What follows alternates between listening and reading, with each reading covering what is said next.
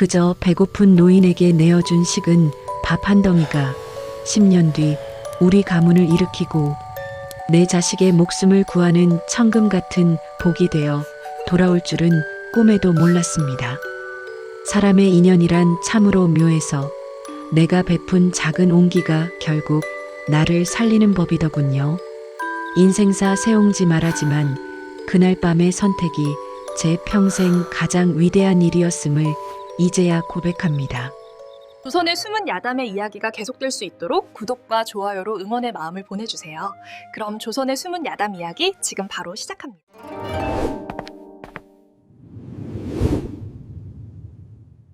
그의 겨울은 유독 모질고도 길었습니다. 살을 에이는 듯한 칼바람이 문창지를 사정없이 뚫고 들어와 방 안의 희미한 온기를 앗아가던 밤이었지요. 나는 홀로 된 지 벌써 3년째 남편이 남겨준 이 쓰러져가는 초가삼간에서 어린 아들 전복이와 함께 하루하루를 간신히 버텨내고 있었습니다. 마당에 쌓인 눈은 벌써 내 무릎팍까지 차올랐고 부엌 아궁이에 지필 땔감마저 바닥을 드러내고 있었습니다. 전복이는 배가 고픈지 자면서도 연신 칭얼거렸습니다. 아이의 마른 배 위로 해진 이불을 여며주며 나는 소리 없이 눈물을 훔쳤습니다. 내일 아침이면 솥바닥을 긁어도 쌀 한 톨 나오지 않을 텐데 이 모진 겨울을 어찌 넘길까 싶어 가슴이 먹먹했지요. 텅 빈 쌀독을 생각하면 숨이 턱 막혀왔습니다. 그때였습니다. 기침 계십니까? 하고 밖에서 들려온 것은 바람 소리인지 사람의 소리인지 분간하기 힘든 아주 가느다란 목소리였습니다. 처음에는 그저 헛것을 들었나 싶어 귀를 막았습니다. 이 야심한 밤에 이런 산골짜기까지 누가 찾아올까 싶었지요. 하지만 다시 한번 지나가는 과객인데 물 한 모금만 얻어먹을 수 있겠소? 하는 힘없는 소리가 들려왔습니다. 나는 망설였습니다. 남편 없는 집에 외간 남자를 들인다는 것이 무섭기도 했고 당장 우리 먹을 것도 없는데 누군가를 돌볼 처지가 아니었기 때문입니다. 하지만 문 밖에서 들려오는 저 소리는 마치 저승길목에서 마지막으로 내뱉는 담비 같은 애원처럼 들려왔습니다. 나는 결국 무거운 몸을 일으켜 문을 열었습니다. 문을 여는 순간 매서운 눈바람이 방 안으로 들이치며 등잔불이 꺼질 듯 일렁였습니다. 그곳에는 사람이라고 보기 힘들 정도로 앙상하게 마른 노인이 서 있었습니다. 머리에는 삿갓조차 쓰지 못해 머리카락마다 고드름이 매달려 있었고 집시는 다 닳아 터져서 맨발의 발가락이 붉게 얼어 터져 있었습니다. 그 모습이 마치 동사하기 직전의 짐승과도 같아 차마 문을 닫을 수 없었습니다. 어이쿠, 어르신. 이 엄동설 안에 어찌 이러고 계십니까? 내 입에서 저절로 탄식이 터져 나왔습니다. 노인은 대답할 기운조차 없는지 그저 가쁜 숨을 몰아쉬며 나를 바라보았습니다. 그 눈빛은 무언가를 요구하는 탐욕스러운 눈이 아니라 그저 살고 싶다는 간절함이 담긴 눈이었습니다. 나는 앞뒤 재지 않고 노인의 팔을 붙잡아 방 안으로 이끌었습니다. 찬 기운이 온몸에서 훅 끼쳤지만 그보다 먼저 느껴진 것은 죽음의 문턱에 다다른 이의 서글픈 채취였습니다.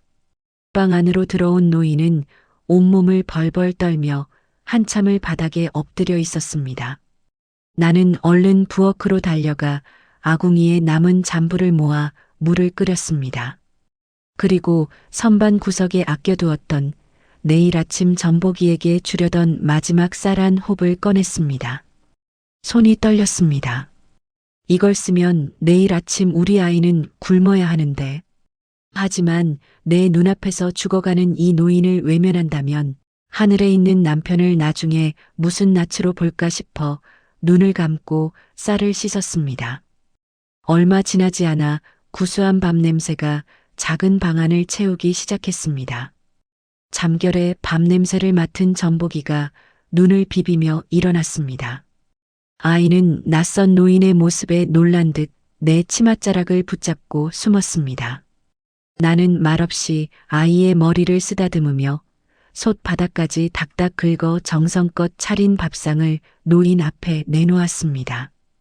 김이 모락모락 나는 쌀밥 한 그릇과 뜨끈한 숭늉 한 사발. 그것이 그날 밤 내가 세상에 내놓을 수 있는 가장 고귀한 전부였습니다. 노인은 밥상을 보더니 한동안 움직이지 않았습니다.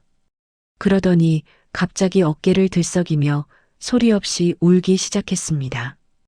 뜨거운 눈물이 노인의 깊은 주름을 타고 내려와 밥그릇 속으로 뚝뚝 떨어졌습니다.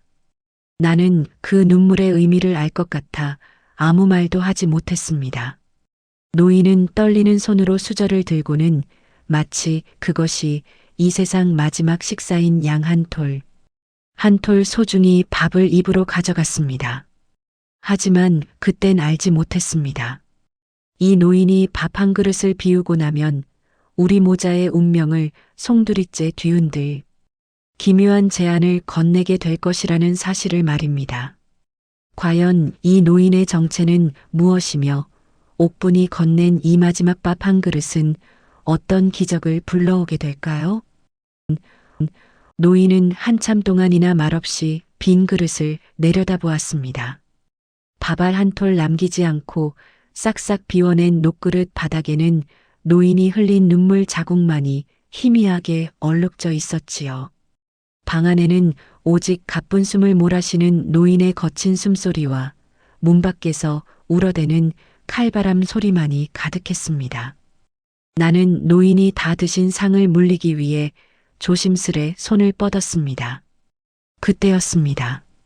노인이 떨리는 손으로 제 거친 손등을 지그시 눌러왔습니다. 그 손길은 얼음장처럼 차가웠지만 이상하게도 제 가슴을 툭 치는 묘한 힘이 서려 있었습니다. 부인, 이 귀한 밥 한 그릇이 이 늙은이의 끊어져 가던 명주를 다시 이어주었소. 노인의 목소리는 아까 처음 들었을 때보다 훨씬 또렷해져 있었습니다. 비록 목소리는 갈라지고 낮았으나 그 안에는 여느 거지에게선 찾아볼 수 없는 묘한 기품과 범접할 수 없는 위엄이 서려 있었지요. 나는 그 눈빛에 압도되어 나도 모르게 마른 침을 삼켰습니다. 평범한 과객인 줄로만 알았는데 저 깊은 눈동자 너머에는 내가 감히 짐작조차 할 수 없는 거대한 풍파가 잠들어 있는 듯 했습니다. 제 치맛자락을 꽉 쥐고 제 등 뒤로 몸을 숨겼던 전보기가 겁에 질린 눈으로 노인을 바라보았습니다. 아이의 작은 떨림이 제 등을 타고 고스란히 전해졌지요. 노인은 그런 전보기를 잠시 인자하게 바라보더니 이내 품속을 깊숙이 뒤적이기 시작했습니다. 겹겹이 기운 누더기 옷자락 사이에서 노인이 꺼낸 것은 때가 꼬재재하게 묻은 낡은 헝겊 뭉치였습니다. 그는 떨리는 손길로 그 뭉치를 조심스럽게 풀었습니다. 그 안에서 나온 것은 아주 평범해 보이는, 아니 오히려 투박하기 그지없는 나무 비녀 하나였습니다. 이것은 내가 가진 유일한 물건이라오.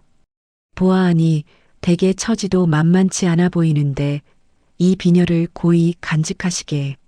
노인은 비녀를 제 손바닥 위에 올려두었습니다. 그것은 그저 산에서 흔히 볼 수 있는 대추나무로 대충 깎아 만든 것처럼 보였습니다. 시장통에 내다 팔아도 단돈 몇 푼이나 받을까 싶은 물건이었지요. 나는 어안이 벙벙하여 노인을 바라보았습니다. 당장 내일 아침 아이에게 먹일 미음. 한 그릇이 걱정인 우리에게 이런 나무 조각이 무슨 소용이 있을까 싶어 속으로 한숨이 절로 나왔습니다. 하지만 노인은 제 속마음을 꿰뚫어 보기라도 한 듯 제 손을 다시 한번 꽉 쥐며 낮은 목소리로 말을 이었습니다. 훗날 정말로 감당하기 힘든 일이 닥치거든. 자네가 목숨을 걸어서라도 지키고 싶은 것이 생기거든 이 비녀를 들고 한양 남대문 밖 서쪽 골목에 있는 일치맥방을 찾아가게. 그곳 주인에게 이 비녀를 보여주면 자네의 근심을 덜어줄 길을 찾을 수 있을 것이네. 노인의 말투는 명령조도 아니었으나 거역할 수 없는 확신과 단단한 무게감이 실려 있었습니다. 나는 얼떨결에 그 비녀를 가슴 깊숙한 곳에 품었습니다. 고맙다는 인사조차 제대로 건네지 못했는데 노인은 이미 자리에서 일어나 방문을 벌컥 열고 있었습니다. 밖은 여전히 눈보라가 휘몰아치고 있었고 날은 아직 밝지도 않은 시퍼런 새벽이었습니다. 어르신, 이 밤에 어딜 가시려고요? 날이라도 밝거든 가시지요. 내가 다급히 말렸지만 노인은 뒤도 돌아보지 않고 차가운 마당으로 발을 내디뎠습니다. 노인의 모습이 어둠 속으로 완전히 사라질 때까지 나는 문턱에 서서 그 뒷모습을 멍하니 지켜보았습니다. 노인이 지나간 자리에는 깊은 발자국만이 남았고 몰아치는 눈보라에 그마저도 금세 지워져 가고 있었습니다. 방으로 돌아와 품 안의 비녀를 다시 꺼내 보았습니다. 차가운 나무 조각일 뿐인데 이상하게도 그곳에서는 노인의 온기가 여전히 가시지 않은 듯 미약한 따스함이 느껴졌습니다. 가슴이 두근거렸습니다. 이 하찮은 나무 조각이 정말 나를 도와줄 날이 올까 싶었지요. 하지만 나는 그때 알지 못했습니다. 이 보잘것없는 나무 비녀가 훗날 내 아들 전복이의 목숨줄을 쥐게 될 유일한 희망이 될 줄은 말입니다. 노인이 떠난 뒤로 세월은 쏜살같이 흘러 어느덧 5년이라는 시간이 지났습니다. 그 사이 우리 전복이는 제법 앞가림을 하는 10살 소년이 되었지요.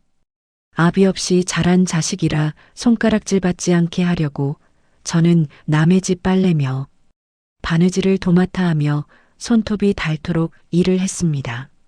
시린 냇가에 앉아 방망이질을 할 때면 손가락 끝이 감각을 잃을 정도로 시려왔지만 멀리서 어머니 하고 부르며 달려오는 전복이의 목소리만 들으면 그 고단함이 눈 녹듯 사라지곤 했습니다.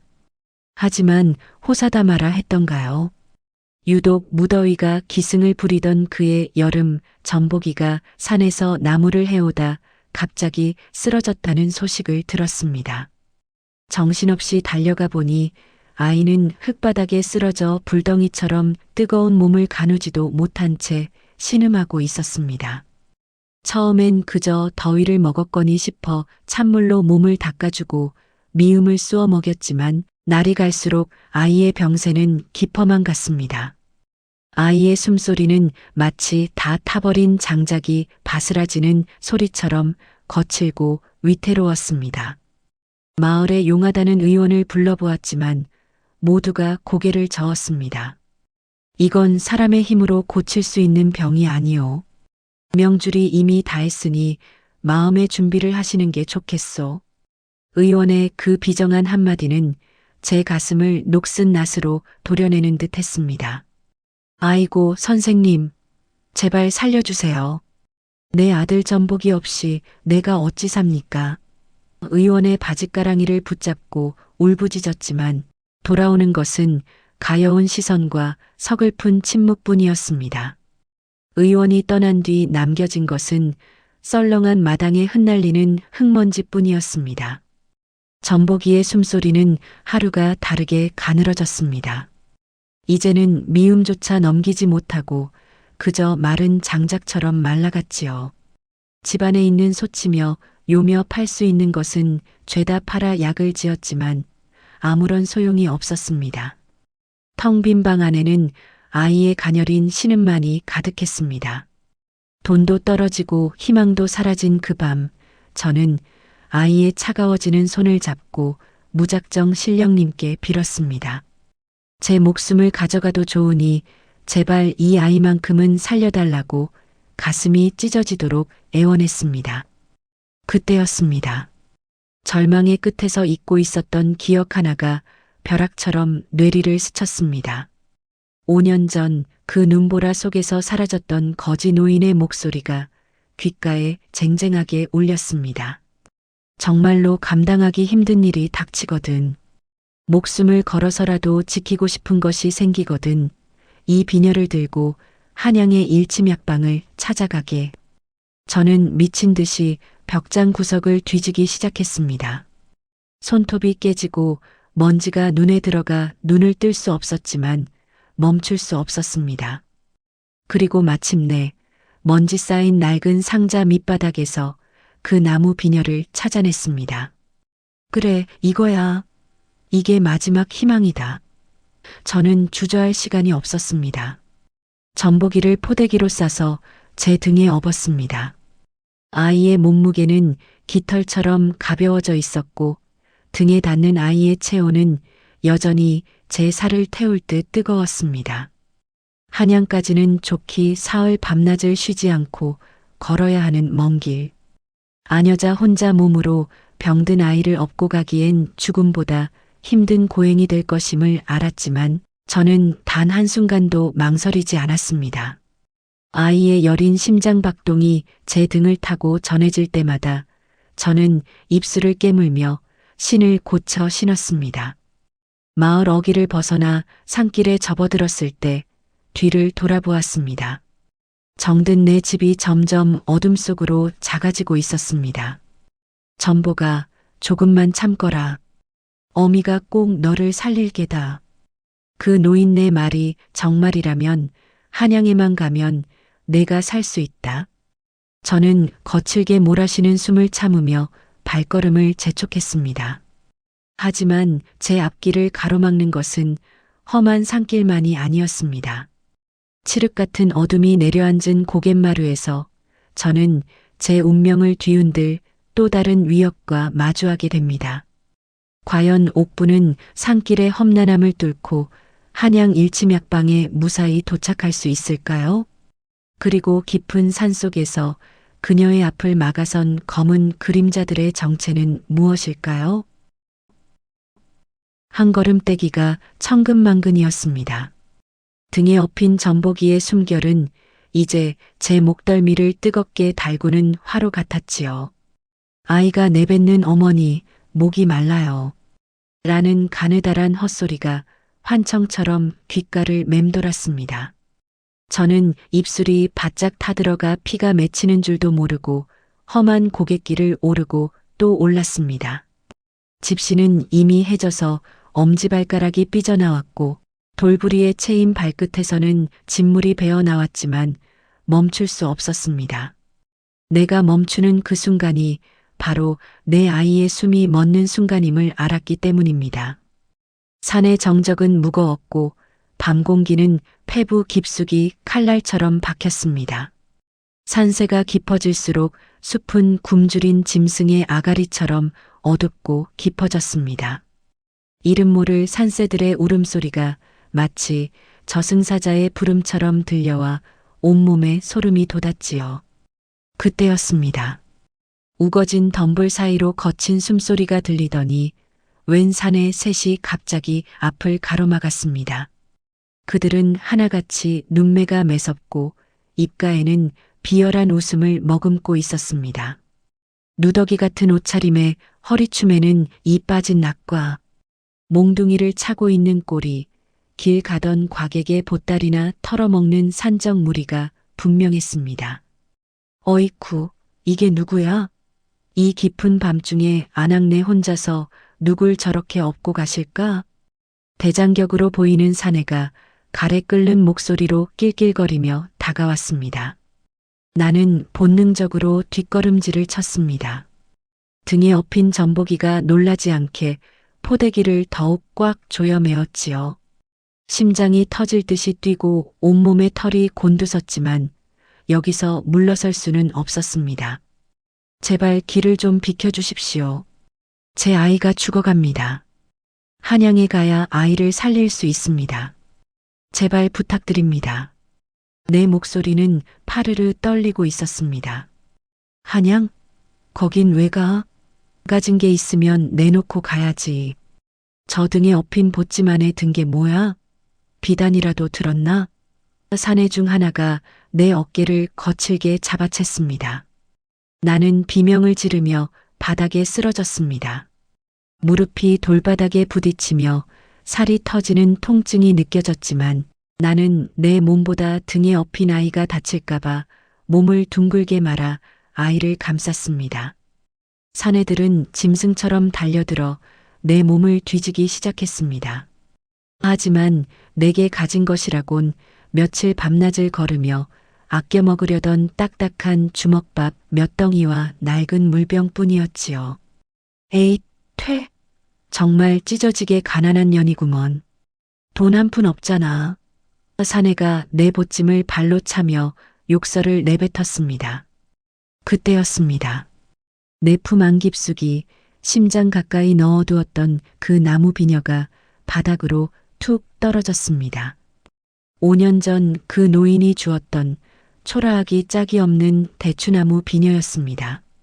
사내 중 하나가 눈을 가늘게 뜨더니 흙탕물이 묻은 그 비녀를 집어들었습니다. 어라? 이건 뭐야?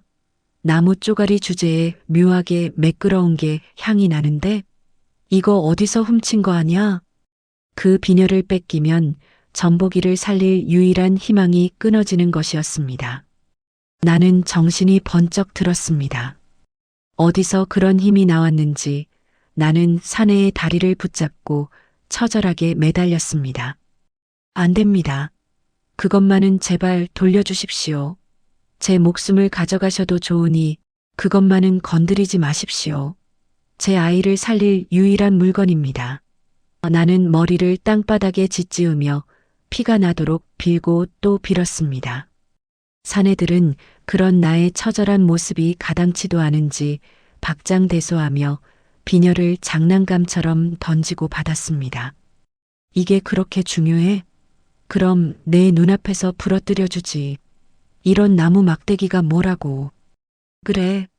사내가 비녀를 두 손으로 잡고 힘을 주려던 찰나였습니다. 갑자기 숲 저편 어둠 속에서 쉥 하는 소리와 함께 무언가가 날아와 사내의 손등을 정확히 때렸습니다. 아! 사내는 비명을 지르며 비녀를 놓쳤습니다. 숲의 정적을 깨고 묵직한 발소리가 들려왔고 사내들은 당황하며 주위를 살폈습니다. 누구냐? 어떤 놈이냐? 비명과 함께 사내의 손에서 튕겨나간 나무 비녀가 바닥의 진흙탕 위로 허망하게 떨어졌습니다. 제 심장도 함께 바닥으로 툭 떨어지는 것만 같았지요. 그 비녀는 제게 단순한 나무 조각이 아니었습니다. 다 죽어가는 제 아들 전복이를 살릴 수 있는 유일한 동아줄이자 5년 전 그 노인이 남긴 마지막 약속이었으니까요. 고통으로 비명을 지르는 사내와 당황하여 사방을 두리번거리는 산적들 사이로 산사의 새벽 공기보다 더 차가운 목소리가 들려왔습니다. 심산유곡에 짐승만 사는 줄 알았더니 인간의 탈을 쓴 악기들이 날뛰고 있었구나. 산적들은 횃불을 든 무리의 기세에 눌려 쥐 죽은 듯 조용해졌습니다. 그들은 직감적으로 알았을 것입니다. 상대는 자신들이 감당할 수 있는 평범한 과객이 아니라는 것을요. 누구냐? 우린 그저 길을 지날 뿐이다.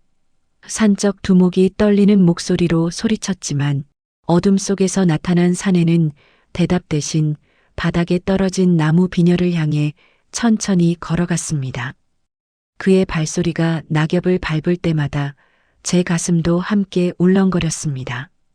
그는 허리를 숙여 진흙투성이가 된 비녀를 조심스럽게 집어들었습니다. 비녀를 살피던 사내의 눈빛이 순간 미세하게 흔들리는 것을 보았습니다. 그는 비녀를 자신의 비단 소매로 정성껏 닦아내더니 바닥에 쓰러져 전복이를 꼭 껴안고 있는 저를 내려다보았습니다. 이것을 어디서 얻었느냐? 이 귀한 물건이 어찌 자네 같은 안악의 손에 있단 말이냐? 그의 목소리는 아까보다 훨씬 낮고 엄숙해져 있었습니다.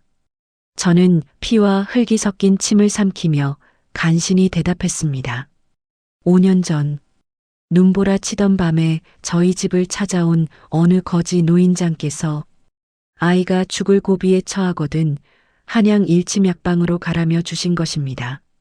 제발, 제 아이 좀 살려주십시오. 제 말을 들은 사내는 한참 동안이나 침묵을 지켰습니다. 그는 비녀 끝에 새겨진 문양을 손가락으로 훑으며 무언가 깊은 생각에 잠긴 듯 했습니다. 그러더니 옆에 서 있던 수행원에게 나지막이 명령했습니다. 이 여인과 아이를 가마에 태워라. 그리고 즉시 한양으로 발길을 돌린다. 한시가 급하다. 산적들은 그 사이에 숲속으로 도둑고양이처럼 도망쳐 버렸지만 아무도 그들을 쫓지 않았습니다. 저는 영문도 모른 채 사내들이 이끄는 대로 가마에 몸을 실었습니다. 등에 엎인 전보기의 체온은 여전히 제사를 태울 듯 뜨거웠지만 기이하게도 가슴속에서는 알 수 없는 안도감이 피어올랐습니다. 가마문이 열리고 제가 전보기를 엎고 마당으로 들어서자 약방 안에서 흰 수염이 성성한 노인과 제자들이 황급히 뛰어나왔습니다. 저를 구해주었던 그 사내가 무거운 걸음으로 다가가 비녀를 내보이자 노인은 소스라치게 놀라며 비녀를 두 손으로 떨며 받들었습니다. 아니, 이것은 대감 어른의 신물이 아니더냐. 이것을 어찌 자네가? 노인의 목소리는 파르르 떨리고 있었습니다. 그는 저와 제 등에 엎인 숨이 넘어갈 듯한 전보기를 번갈아 보더니 즉시 아이를 안방으로 들이라 소리쳤습니다. 사람들이 분주하게 움직이기 시작했습니다. 전보기는 깨끗하고 폭신한 자리에 뉘어졌고 노인은 아이의 가느다란 손목을 잡고 맥을 짚으며 미간을 깊게 찌푸렸습니다. 조금만 늦었어도 이 어린 생명이 꺼질 뻔했구먼. 대체 어찌하여 대감 어른께서 이 천하의 신물을 이런 여인에게 주셨단 말인가? 노인의 혼잣말을 들으며 저는 대답할 기운조차 없어 그저 바닥에 주저앉아 눈물만 흘렸습니다. 며칠 밤낮을 쉬지 않고 걸어온 제 몸은 이미 한계를 넘어서 있었습니다. 안도감이 몰려오자 갑자기 정신이 아득해지기 시작했습니다. 잠결에 들려오는 소리가 있었습니다. 그분께서 유배지에서 돌아오시자마자 찾으신 분이 바로 이 여인이란 말인가? 조용히 하게. 아직은 아무도 알아서는 안 되네. 대감 어른의 복권 소식이 알려지면 정적들이 가만히 있지 않을 걸세. 속삭이는 듯한 목소리들 사이로 5년 전 제 집에서 밥을 먹던 그 노인의 인자한 웃음소리가 환청처럼 들려왔습니다. 하지만 제가 다시 눈을 떴을 때 제 눈앞에 나타난 광경은 제 미천한 상상으로는 도저히 가늠할 수 없는 거대한 것이었습니다. 전보기를 살려낸 약방 노인이 건넨 첫마디는 무엇이었을까요? 그리고 그 보잘것없는 나무 비녀에 숨겨진 문공 가문이 진짜 비밀은 무엇일까요? 정신을 차렸을 때 가장 먼저 느껴진 것은 코끝을 진하게 파고드는 쌉싸름하고도 깊은 한약재 내음이었습니다. 그리고 평생 느껴본 적 없는 보들보들하고 매끄러운 명주 이불의 감촉이 온몸을 포근하게 감싸고 있었지요. 눈을 뜨니 격자무늬 창살 사이로 오후의 따스한 햇살이 비스듬히 내려앉아 방 안의 미세한 먼지들이 금가루처럼 흩날리고 있었습니다. 나는 꿈인가 싶어 눈을 비비려 했지만 며칠간 아들을 업고 험한 산길을 달린 탓에 손가락 하나 까딱할 기운조차 남아있지 않았습니다. 전보가, 내 새끼 전보기는 갈라진 목소리가 겨우 입술 밖으로 새어나왔습니다. 제 목소리는 마치 마른 낙엽이 바스라지는 소리 같았습니다. 그때 곁에서 조용히 약사발을 젓고 있던 약방 노인이 고개를 돌렸습니다. 아이고, 이제야 정신이 드시는구려. 걱정 마시오. 아이는 고비를 넘기고 방금 깊은 잠에 빠졌으니 말이오. 노인의 말에 나는 힘겹게 고개를 돌려 옆을 보았습니다. 그곳엔 하얀 속적삼으로 갈아입은 전보기가 쌕쌕거리며 고운 숨을 내뱉고 있었습니다. 불덩이 같던 이마에는 송골송골 맑은 땀방울이 맺혀 있었고 창백하던 얼굴엔 희미하게나마 분홍빛 생기가 돌고 있었습니다. 나는 안도의 눈물을 흘리며 아들의 작은 손을 더듬어 잡았습니다. 살았습니다. 정말로 내 아이가 살아난 것입니다. 그때 약방 노인이 내 손에 꼭 쥐어져 있던 나무 비녀를 정성스레 수건으로 닦아 내 앞에 내밀었습니다. 부인, 도대체 이 비녀를 주신 분과 어떤 인연이기에 이 귀한 것을 가지고 계신 게요? 이 비녀는 보통 물건이 아니오. 나는 목이 메어 5년 전 그 눈보라 치던 밤의 이야기를 보태지도 빼지도 않고 들려주었습니다. 배고픈 노인에게 내어준 마지막 쌀밥 한 그릇과 그가 떠나며 남긴 약속에 대해서 말입니다. 내 이야기를 다 들은 노인은 깊은 한숨을 내쉬며 고개를 천천히 저었습니다. 역시 그러하셨구려.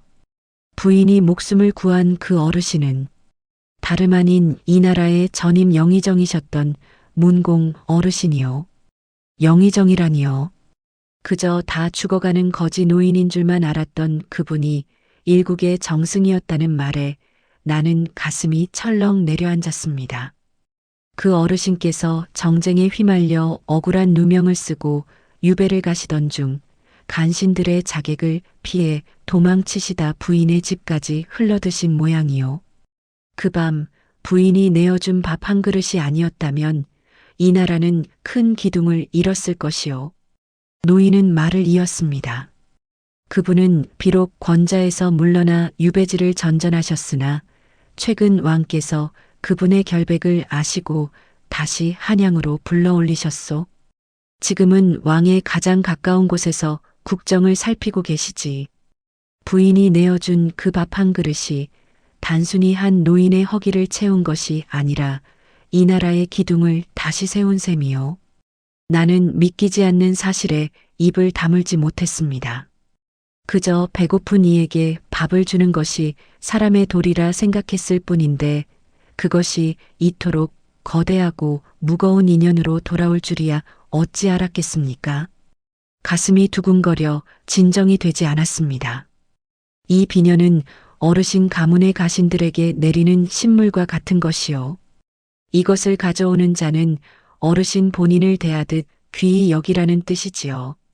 부인을 여기까지 가마로 모셔온 이들도 어르신께서 혹시나 부인이 찾아올까 싶어 길목마다 배치해둔 가신들이었소. 노인의 설명을 듣고 나니 비로소 모든 의문이 풀렸습니다. 산길에서 만난 산적들로부터 나를 구해준 그 위험 있는 산에도 나를 극진히 대접한 이 약방도 모두 그 노인의 보답이었던 것입니다. 미천한 과부의 정성이 일국의 정승을 움직였다는 사실에 눈물이 왈칵 쏟아졌습니다. 그때였습니다. 약방 밖에서 예사롭지 않은 발소리와 함께 왁자지껄한 소란이 들려왔습니다. 어르신께서 도착하셨다. 모두 길을 비켜라 하는 전령의 외침이 공기를 갈랐고 약방 마당이 순식간에 술렁이기 시작했지요. 나는 가슴이 터질 듯 두근거려 전보기의 손을 꽉 쥐었습니다. 방문이 천천히, 아주 천천히 열렸습니다. 그 문틈 사이로 5년 전 그 눈보라 속의 거지 노인과는 전혀 다른 화려한 보랏빛 관복을 입고 위험 있는 기운을 내뿜는 한 노신사가 그곳에 서 있었습니다. 5년 만에 다시 마주한 두 사람. 영의정 문공은 자신을 살린 옥분을 보며 어떤 첫마디를 건넸을까요? 그리고 이 만남은 옥분과 전보기의 앞날을 어떻게 송두리째 바꿔놓게 될까요?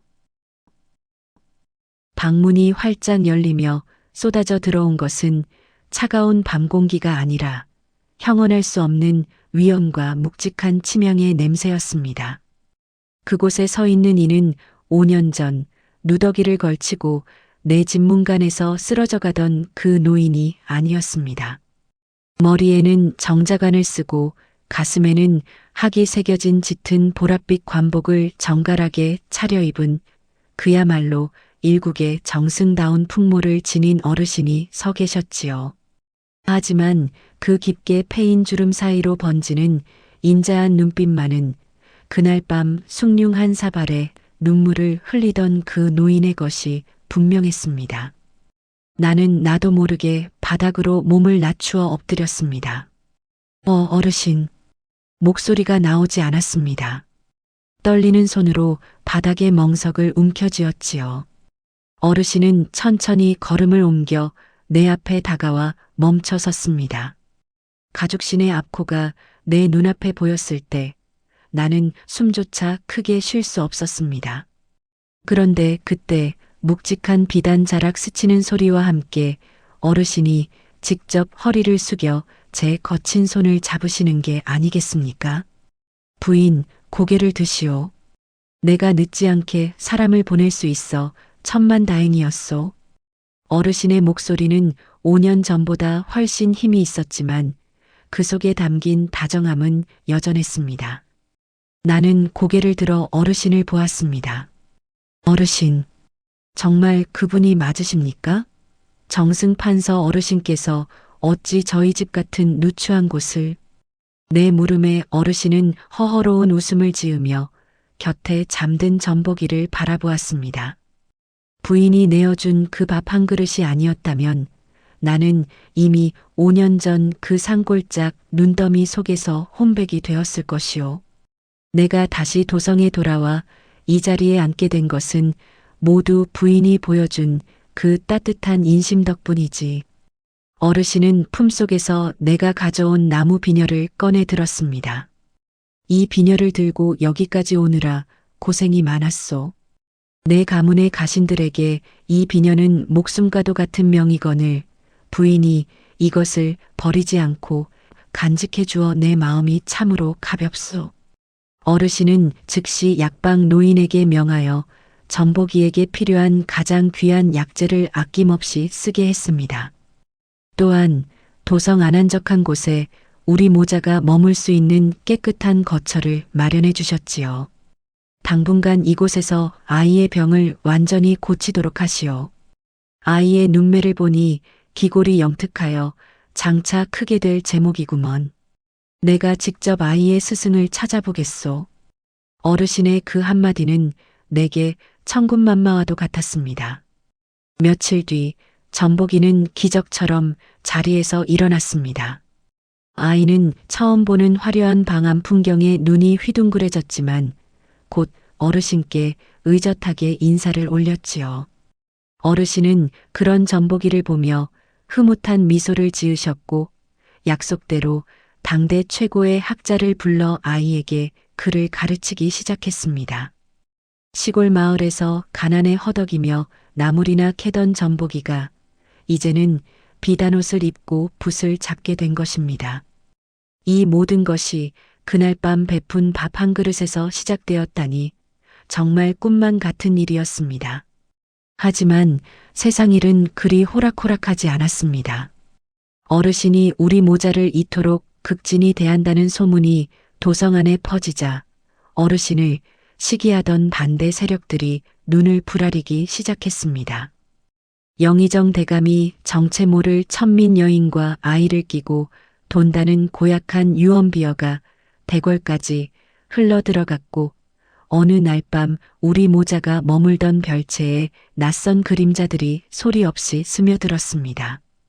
과연 옥분과 전복이는 자신들을 향해 다가오는 이 검은 마술을 피할 수 있을까요? 문공은 이 위기로부터 그들을 어떻게 지켜낼까요? 그날 밤은 유독 달빛조차 구름에 가려져 사방이 칠흑같이 어두웠습니다. 전복이는 낮 동안 글 공부에 지쳤는지 제 곁에서 곤히 잠들어 있었지요. 저는 혹여나 아이가 깰까 숨조차 크게 쉬지 못한 채 어둠 속을 응시하고 있었습니다. 그런데 갑자기 마당에 마른 잎이 바스락거리는 소리가 들려왔습니다. 바람에 날리는 소리라 하기엔 너무나 규칙적이고 묵직한 발소리였지요. 제 심장은 금방이라도 입 밖으로 튀어나올 듯 거세게 요동치기 시작했습니다. 창호지 너머로 비친 그림자는 하나가 아니었습니다. 좋기 셋은 되어 보이는 검은 그림자들이 문 앞을 서성이고 있었지요. 저는 본능적으로 머리맡에 두었던 그 나무 비녀를 손에 꽉 쥐었습니다. 어르신이 주신 이 식물이 우리를 지켜줄 유일한 무기인 양, 손톱이 손바닥을 파고들 정도로 힘을 주었지요. 그때 날카로운 칼날이 문틈을 비집고 들어와 소리 없이 문고리를 들어 올렸습니다. 드르륵 하는 소리와 함께 문이 열리고 차가운 밤 공기와 함께 살기 어린 눈동자들이 방 안으로 들이닥쳤습니다. 내가 영의정의 앞길을 막는 그 천물이냐? 사내의 비릿한 목소리가 방 안을 가득 채웠습니다. 저는 잠든 전복이를 제 몸뚱이로 감싸 안으며 떨리는 목소리로 외쳤습니다. 우리는 그저 어르신의 은혜를 입은 평범한 사람들일 뿐입니다. 제발 아이만은 살려주십시오. 사내들은 비웃음을 흘리며 칼을 높이 쳐들었습니다. 그들에게 우리는 사람도 아니요. 그저 자신들의 주인을 위해 제거해야 할 작은 걸림돌에 불과해 보였습니다. 칼날이 내리쳐지려는 찰나 마당 저편에서 깨 있느냐 하는 벼락 같은 호통 소리가 들려왔습니다. 어르신께서 혹시 모를 사태를 대비해 별채 주위에 배치해둔 무사들이었습니다. 순식간에 별채는 아수라장이 되었고 칼과 칼이 맞부딪히는 쇳소리가 고막을 찢는 듯 했습니다. 괴한들은 수적으로 불리해지자 담을 넘어 도망치기 시작했습니다. 하지만 그들이 도망치며 내뱉은 저주의 말들은 제 가슴에 깊은 대못을 박았습니다. 문대감의 명성이 너희들 때문에 시궁창에 처박힐 것이다. 정승이 과부와 정을 통한다는 소문이 대궐까지 퍼졌으니 조만간 목이 달아날 줄 알아라. 소란을 듣고 달려오신 문공 어르신은 제 상태를 살피며 몹시 가슴 아파하셨습니다. 부인, 내 부덕한 탓에 부인과 아이가 이런 모진 고초를 겪게 되었구려. 정말 미안하오. 어르신은 제 손을 잡으며 위로하셨지만 저는 차마 어르신의 눈을 마주 볼 수 없었습니다. 저 때문에 일국의 정승이 손가락질을 받고 목숨까지 위협받는 현실이 너무나 고통스러웠기 때문입니다. 은혜를 갚지는 못할 망정 짐이 되고 있다는 생각에 심장이 가루가 되는 듯 했습니다. 그날 밤 저는 결심했습니다. 어르신을 진심으로 위한다면, 그리고 내 아들 전복이가 떳떳하게 자라기를 바란다면 이 비단 이불을 걷어치워야 한다는 것을요. 하지만 갈 곳 없는 우리 모자가 무작정 떠나는 것은 어르신께 또 다른 걱정을 끼치는 일이었습니다. 그런 제 마음을 읽으셨는지 어르신은 다음 날 저를 조용히 불러 제안하셨습니다.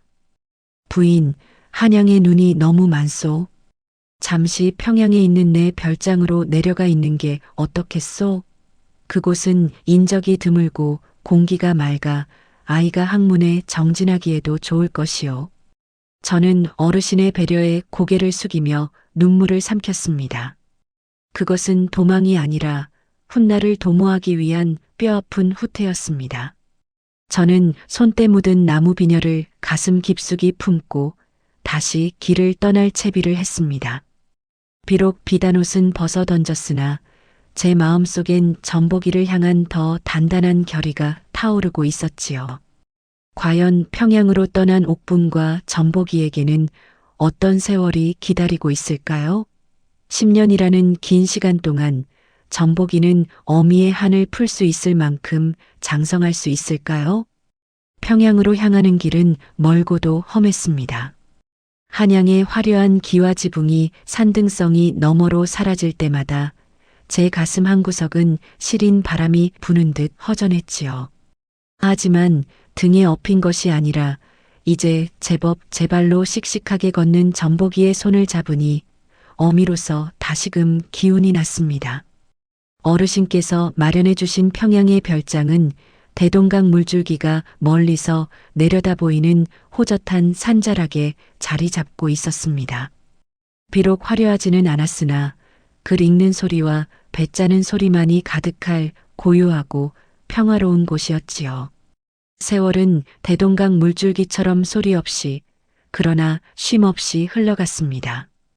어르신께서는 약속대로 한 달에 한 번씩 사람을 보내 우리 모자의 안부를 살피고 전복이가 공부할 귀한 서책들을 보내주셨습니다. 저는 그 은혜가 너무나 과분하여 단 한순간도 게을리 살 수 없었습니다. 낮에는 산에 올라 나무를 캐고 밭을 일구었으며 밤에는 호롱불 아래서 눈이 침침해질 때까지 배를 짜고 삭바느질을 했습니다. 제 손마디는 점점 굵어지고 손톱 밑은 흙대와 바늘땀으로 성할 날이 없었으나 방 안에서 들려오는 전복이의 낭낭한 글 읽는 소리를 들으면 온몸의 고단함이 씻은 듯 사라졌습니다. 어머니, 이제 그만 쉬고 주무십시오. 기름 아깝게 밤마다 이리 고생하시니 제 마음이 편치 않습니다. 어느덧 목소리가 굵어진 전복이가 방문을 열고 나와 제 어깨를 감싸쥐었습니다. 10살 무렵 병마에 시달려 뼈만 앙상하던 그 아이는 간대없고 이제는 어깨가 떡 벌어지고 눈빛이 호수처럼 깊은 늠름한 청년이 되어 있었습니다. 저는 아들의 억센 손등을 어루만지며 빙그레 웃어 보였습니다. 나는 괜찮다. 내가 정승 어르신의 뜻을 받들어 나라의 보탬이 되는 사람이 되는 것, 그것이 이 어미의 유일한 보람 아니겠느냐. 그렇게 흐른 세월이 10년이었습니다. 제 머리칼에는 어느덧 하얀 서리가 내려앉았고 전복이는 이제 평양 선비들 사이에서도 학문이 깊기로 소문이 자자해졌지요.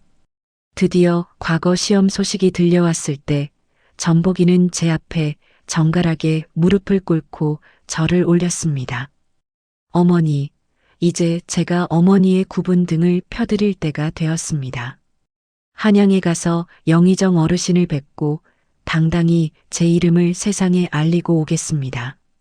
저는 장롱 깊숙이 보관해 두었던 10년 세월 동안 제 손길이 닿아 보석보다 더 매끄럽게 닦인 그 나무 비녀를 꺼냈습니다. 이 비녀가 우리 모자를 살렸고 너를 살렸다.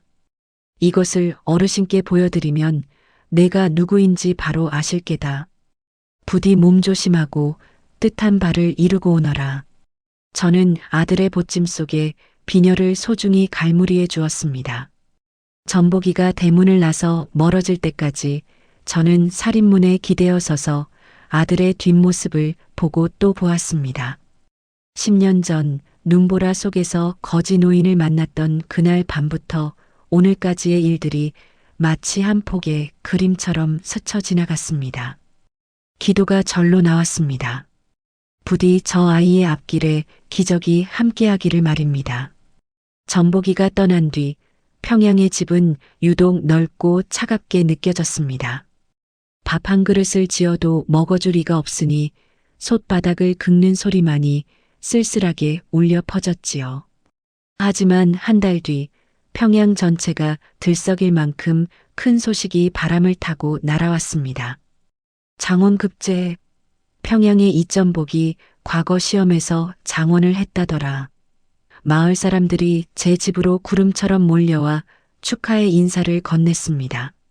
저는 그 자리에 주저앉아 대동강 쪽을 향해 절을 하며 울었습니다. 어르신, 정말 감사합니다. 우리 전복이가 해냈습니다.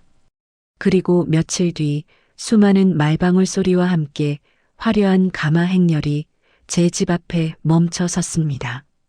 말에서 내려 저를 안아줄 아들을 기다리며 문 밖으로 나갔으나 가마에서 내린 이는 아들이 아니었습니다. 지팡이를 짚고 부축을 받으며 천천히 내리는 이는 백발이 성성해진 문공 어르신이었습니다. 어르신은 저를 보시자마자 지팡이를 놓고 제 손을 잡으셨습니다. 부인, 내가 이 기쁜 소식을 직접 전하러 왔소. 자네 아들이 내 제자가 되어 이 나라를 이끌 인재로 우뚝 섰소. 하지만 기쁨도 잠시, 어르신의 표정에는 말로 다 못할 복잡한 회한이 서려 있었습니다. 어르신은 제 손에 다시 그 나무 비녀를 쥐어주며 아무도 예상치 못한 충격적인 진실을 말씀하시기 시작했습니다. 부인, 이제는 자네에게 말해야 할 때가 된 것 같구려. 이 비녀에 얽힌 진짜 이야기는 사실 자네의 죽은 남편과도 깊은 연관이 있네. 과연 옥분의 죽은 남편과 문공 어르신 사이에는 어떤 숨겨진 비밀이 있었던 걸까요? 그리고 이 비녀가 가진 진정한 가치는 단순히 은혜의 징표 그 이상이었던 것일까요? 어르신의 마른 손에 들린 나무 비녀가 노을빛을 받아 붉게 타오르고 있었습니다. 어르신은 먼 산을 응시하며 10년 넘게 가슴에 묻어두었던 이야기를 꺼내놓으셨지요. 부인, 실은 자네의 남편 김석구라는 사내는 내 밑에서 칼을 잡았던 가장 용맹한 호위 무사였네. 30년 전 내가 정쟁에 휘말려 목숨이 경각에 달렸을 때 내 옷을 대신 입고 적들의 칼날을 몸으로 막아낸 이가 바로 자네의 지압이었단 말이네. 저는 그 자리에 벼락이라도 맞은 듯 굳어버렸습니다. 남편이 그저 산에서 짐승을 쫓다 사고로 죽은 줄만 알았는데 그 죽음 뒤에 이토록 거대한 희생이 숨어 있었다니요. 남편이 죽고 내가 자네 모자를 찾으려 백방으로 노력했으나 자네가 고향을 떠나 숨어 지내느라 찾을 길이 없었네. 그런데 그 눈보라 치던 밤 죽어가는 내 앞에 나타난 이가 바로 내 은인의 아내였으니 하늘이 도운 인연이 아니고 무엇이겠는가. 어르신은 비녀 끝에 문양을 가리켰습니다. 이 비녀는 자네 남편이 나와 맺은 결의의 증표였네. 자네가 그 밤 배고픈 거지 노인에게 내어준 쌀밥 한 그릇은 단순한 동정이 아니라 자네 남편이 내게 바친 충심을 완성하는 마지막 조각이었던 셈이지. 저는 10년 동안 가슴에 품고 다녔던 이 나무 조각이 남편에 넣기자 우리 가문을 지켜온 수호신이었다는 사실에 오열하며 마당 흙바닥을 손으로 긁었습니다. 그때 저 멀리서 수많은 말발굽 소리와 함께 먼지구름이 일더니 붉은 관복을 입고 어사화를 꽂은 늠름한 청년이 나타났습니다. 바로 제 아들 장원 급제하여 당당히 평양 땅을 밟은 전복이었습니다. 전복이는 말에서 내리자마자 제 앞으로 달려와 넙죽절을 올렸습니다. 어머니, 소자, 이제야 어머니의 굽은 등을 펴드릴 수 있게 되었습니다. 정승 어르신의 가르침을 받아 이 나라의 어진 관리가 되어 어머니의 은혜에 보답하겠습니다. 문공 어르신은 전복이의 어깨를 두드리며 흐뭇하게 웃으셨습니다. 자네 아버지가 하늘에서 기뻐할 것이네. 이제 이 비녀는 다시 부인의 머리에 꽂아드려야겠소. 이것은 거지의 선물이 아니라 정승의 우정이요. 남편의 사랑이니 말이요. 어르신은 직접 제 헝클어진 머리를 정돈해 주시며 나무 비녀를 꽂아주셨습니다. 그 순간 평생 저를 짓누르던 가난과 서러움이 씻은 듯 사라지고 가슴속 깊은 곳에서 형언할 수 없는 평온함이 밀려왔습니다. 그날 이후 저는 다시 고향으로 돌아와 넓은 기와집 대신 예전의 그 작은 초가집을 정갈하게 고쳐 살았습니다. 아들 전복이는 한양에서 높은 벼슬을 지내며 이름을 떨쳤지만 저는 평생을 그래왔듯 새벽마다 아궁이에 불을 지피고 길 가는 나그네들을 위해 속 가득 밥을 지었습니다. 배고픈 거지 노인이 찾아오면 가장 따뜻한 아랫목을 내어주었고 길 잃은 과객에게는 아들이 보내준 귀한 비단 대신 따뜻한 숭늉한 사발을 건넸습니다. 세월이 흘러 제가 눈을 감던 날 저는 아들 전복이의 손을 잡고 미소 지었습니다. 전복아, 사람의 귀천을 따지지 마라. 내가 베푼 작은 밥 한 그릇이 누군가에게는 다시 살아야 할 이유가 되고 내가 건넨 따뜻한 말 한마디가 누군가의 운명을 바꾼단다. 그것이 이 어미가 평생을 살며 배운 가장 큰 공부란다. 저는 그 유언을 남기고 저를 마중 나온 남편의 그림자를 따라 평화롭게 눈을 감았습니다. 제 머리칼에는 여전히 그 낡은 나무 비녀가 고결한 빛을 내뿜고 있었지요. 여러분, 인생은 결국 뿌린 대로 거두는 법입니다. 지금 여러분이 건네는 작은 친절이 훗날 어떤 거대한 복이 되어 돌아올지는 아무도 모릅니다. 내가 가진 것이 적다고 실망하지 마십시오. 진심이 담긴 밥 한 그릇은 천금보다 무겁고 사람을 향한 따뜻한 인심은 세상 그 어떤 권력보다 강한 힘을 가집니다. 오늘 여러분의 밥상 옆에 작은 자리를 비워두시는 건 어떨까요? 기적은 늘 그 빈자리에서 시작되니까요. 지금까지 조선의 숨은 야담이었습니다. 여러분의 삶에도 밥 한 그릇의 따뜻한 기적이 가득하시길 진심으로 빌겠습니다. 시청해 주셔서 감사합니다.